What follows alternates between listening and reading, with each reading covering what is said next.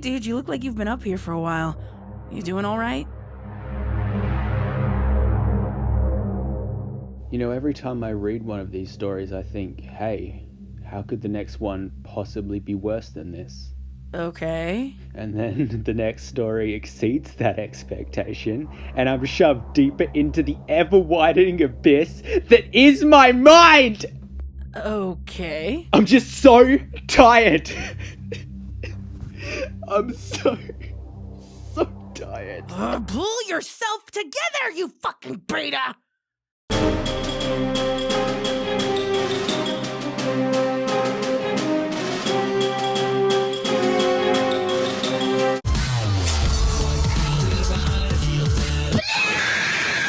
I was honestly pretty excited when I found out there was a sequel to The Rainbow Factory, and this is because I figured it might fix some of those leering plot holes from the original that left me feeling confused and with a bad taste in my mouth.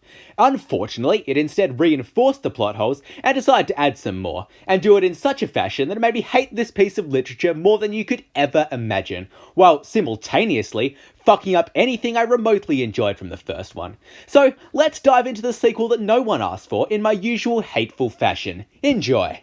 So the story opens with dickhead character that I fucking hate having some form of existential crisis in his living area at the Rainbow Factory. Oh, sorry, did I mention he works at the Rainbow Factory? Well, he does. Wow, anti-heroes make my dick so hard. Anyway, after his initial crisis, he starts having flashbacks to when he first arrived at the factory, having failed his flying test like the pathetic, whiny cuck that he is. Enter Rainbow Dash, who tells them they're all pathetic losers for failing their flying test and should be ashamed of themselves. So, you know, playground level insults. She then tells them they're going to be turned into Spectra. Now, I would like to say that in this particular installment, they explain how ponies get turned into rainbow-coloured Spectra, but unfortunately, I can't, because they fucking don't, and instead reveal that they only kill them one at a time and use them for laborial purposes. Is that a word? Well, anyway, they used them for laborial purposes the rest of the time. A thing that was never mentioned in the original, or even hinted at. Anyway, after killing a pony in graphic detail, actually, side tangent, whomever wrote this piece of shit story decided to use way too much vocabulary, and if you're confused to what I mean by this, is it feels as if they've put every word in this whole fucking story through a thesaurus just to sound smart. It's really fucking distracting, and so annoying. Anyway, the story goes on to explain how in order to relieve his built-up anger, he would bash innocence. Which, you know, makes me like him even less. Now, the reason this pisses me off so much is because when it comes to a story, you have to like the main character as to have someone to root for as the story's events unfold. But, as I've been saying this whole time, I fucking hate the main character, and it makes me not at all care about his struggles or the obstacles he has to overcome, because the whole time I'm rooting for his death! Anyway, his adventures in the Rainbow Factory carry on, until one day a mare he's working with accidentally topples over a cart of Spectra, dousing him head to toe and making it look like he spilled the pony slime. So out of anger, he starts repeatedly hitting her while she screams for help. Anyway, after getting in a few solid blows, his anger starts to subside a bit, as well as his punches. That is until Rainbow Bitch tells him to kill her, which he does with a taser in the mouth until her head explodes. Now, brushing aside the fact that a taser in the mouth would not make someone's head explode, I want to talk about how the story brings attention to the fact that he's never apologized to his victims, which we all know would help. So next time you're going to kill someone, remember to hit him with a sorry lol first. That way, they'll be able to die in peace. So it goes on to tell us how he rose through the ranks with violence and cruelty, which is so exciting and not at all padding. Actually, time for another tangent. This story has enough padding for the princess not to feel the pee, and so much more, even going as far as to rewrite all of the Rainbow Factory through his point of view, which brings me to my next point. Do you remember in my review of the Rainbow Factory that I complimented the ending by saying it was the only good part of the story? Well, let me explain why. I felt that ending the story on Scootaloo saying "you have beautiful eyes" not only is a powerful line giving reference to Rainbow Dash's eyes being the only thing that remains of the person she used to look up to, it also left you on a cliffhanger and wondering what could happen next. Did her word snap Dash out of her homicidal stupor? Or did Dash decide to adopt her into the ranks in one final act of kindness and mercy? It was such an open end, anything could have happened. But no, in this story Dash just kills her and is slightly regretful about it. It just feels like a really disrespectful end to what was such a perfect finale. Just fuck this story. I hate it so much! Anyway, having finished his obnoxious, drawn-out backstory that made me hate him to my very core, he shatters the mirror in a fit of fury and self-resentment.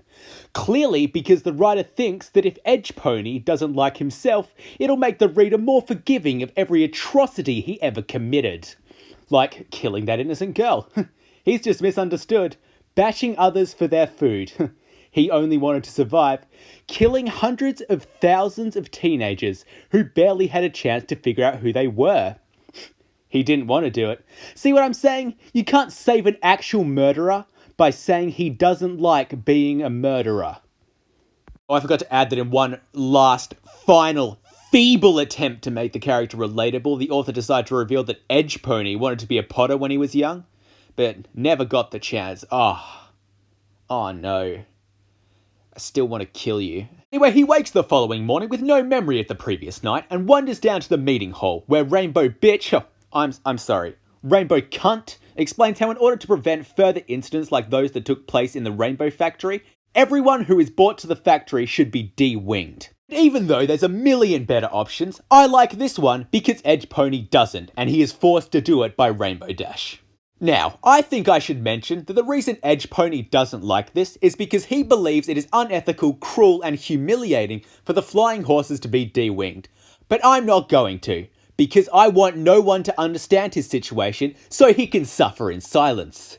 Anyway, after popping some woman's wing removal cherry, he throws up and decides to revolt and save the new prisoners' meek, pathetic lives. Now, I know what you're thinking. Man, it didn't take long for him to change his entire view on life. But you're wrong. It took 47 fucking minutes for those two very simple things to happen. 47 minutes. 47 minutes. 47! The amount of padding in this story is fucking off the scale. 47 minutes.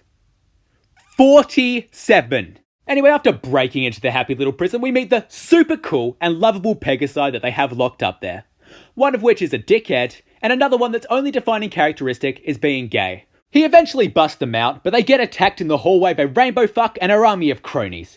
Edgepony then tells the prisoners to run and takes on Rainbow Dick. Then, after a really intense battle where I didn't care about either side, Edgepony kicks her head into the wall and runs for it thinking it's killed her. As he runs, however, he sees that nearly every one of the prisoners were killed except Dick Pony, who dies in his arms, and the girl with the deep, layered personality, who has just lost her partner. But that's okay, because she is able to tear herself away from Gay Girl 2's corpse. God, I care about these characters so much! Of course, this is not before Edgepony gives the most generic, overused speech about how it's what her girlfriend would have wanted. Yep, they went for that speech. You know the speech, don't you? Eventually, they reach the exit and run through the door only to find out that the exit hallway has been closed off, and as they enter, the door airlocks behind them. Oh no, that's terrible! It's almost as if you should have known that the clearly closed off and sketchy hallway that used to be an escape exit was dangerous. Man, that sure surprised me. Anyway, Rainbow Slut, an apparently immortal being, crackles to life over the radio and tells them she's gonna drain the air out of the hallway, which she does, and they both fucking die. Yes! Finally!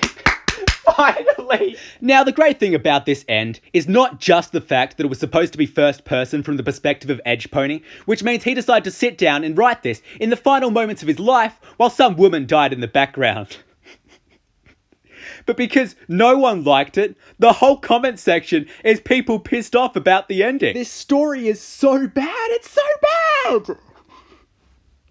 Alright, let's wrap this up properly. This is one of those stories that the more you read it, the more you hate it. And one of the reasons for this is because it's so painfully overwritten.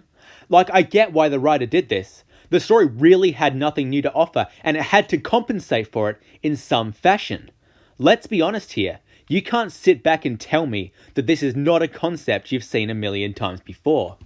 Not to mention, the main character was a hateable prick, the gore was unnecessarily over the top, and no one accomplished anything.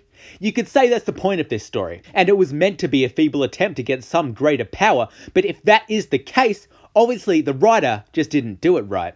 This story is just not worth your time. It's just not. Hey, stop. Don't click away. I've got a lot of shit to say. No, seriously, don't click away. I have actually got some stuff to say. First of all, I want to give a huge thank you to the Lost Narrator for voicing that character in the beginning animation. She did an amazing job on that, and I think you should all go support her. She does creepypasta readings, mostly MLP. So if you're into that kind of stuff, definitely go check her out.